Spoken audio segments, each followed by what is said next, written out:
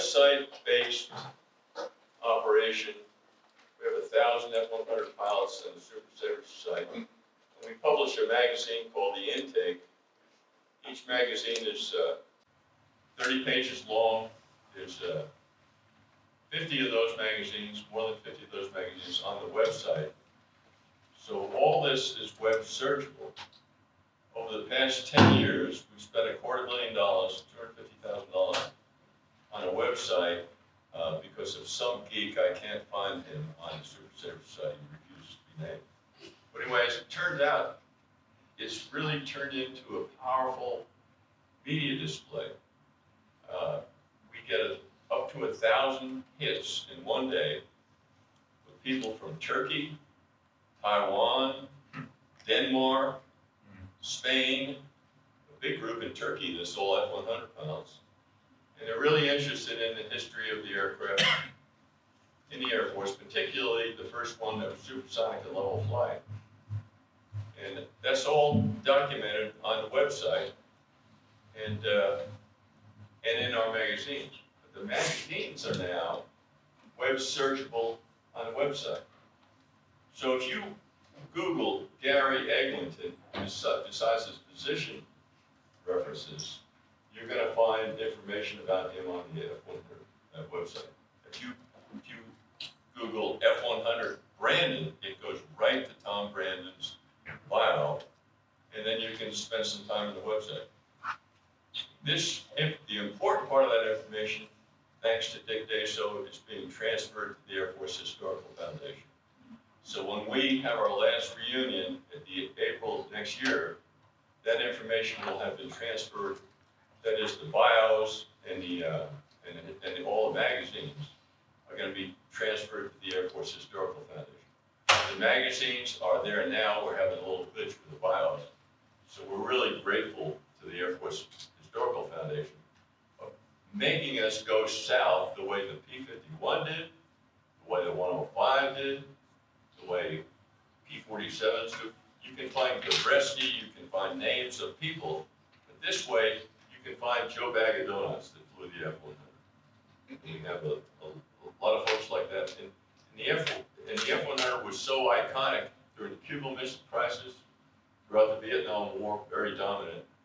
And a lot of F-100s got shot down. This is at the Air Force Academy. It's the plaque on the Air Force the Academy's wall. A lot of people look at it. It describes all the things the F-100 is iconic for. It really had a big impact on the Air Force. And 3 Air Force chiefs happened to fly it, and that gave it a leg up too. It's, and it was an amazing airplane in the beginning. The North American pilot, test pilot in Palmdale that flew the F-100 first at Edwards Air Force Base is a fellow named George Welsh. George Welsh worked for North American. The F-100A, unflown, rolled out on ramp. George Welsh, who has 2 Japanese airplanes to his credit, is an engineer and a test pilot. Hap Arnold said to George Welsh, come work for us. And he did. First he took off the first F-100A. Now an F-100A's got 4,600 pounds of gas. It weighs less than 30,000 pounds.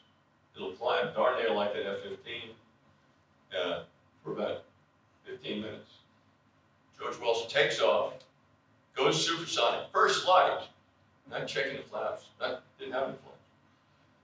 First flight, goes supersonic. Scott Crossfield flies the second one. He does something with it. George Welsh flies the 3rd F-100, climbs up to 45,000 feet, points it straight down, goes Mach 1.55, pulls out as hard as he can, the airplane disintegrates. I have a picture of George Welsh shaking hands with President Roosevelt. He was such an iconic guy before he got shut down. But everyone was trying to go supersonic, and the F-100 was the airplane that did that. And it went on to do something entirely different. That was an air-to-air airplane. That was a counter-air airplane. And it was really something that would just go fast. but it converted later on to almost 500 in Vietnam, and it really flew a lot. I got to Vietnam in January of '68, January 17th in 1968. What else happened in January of '68? Okay. 528,000 people there at the time. 1,500 a month were KIA. I was from New York, and that wasn't a very popular war to be in because of the KIA. Chicago Convention going on. Lyndon Johnson was maybe not too sure about the war, and that really created a lot of consternation. This is the website. I talked about the amount of views. I talked too much about it, but we're really grateful for the Air Force Historical Foundation to host that in the future. The web is an amazing thing. You want to find out where, we know where every single F-100 is on our website. That's on a stand in the United States, what state it's in, the state of the repair of it from Right Pat. All that information's on it. But the website's 9.1 gigabytes heavy. Technically, it would take $30,000 a year to keep that website going. If it just sat there for 2 days, it would implode. That's just the way websites work. When they're that big, you have so much interface with them. But all our members can get into the backside of the website. Probably about 20% of them use it. But nevertheless, it's a great database. Websites are funny. If they're not good websites and they don't have a lot of information, they don't get a lot of visitors. So we change the information on the website every few days. Our Angela there is called MB Barrett. She's a lady that used to work for me at Northrop Grumman. She really knows a lot about the F-100, and she keeps up with that stuff in the background. We put something new on the about the F-100 every few days.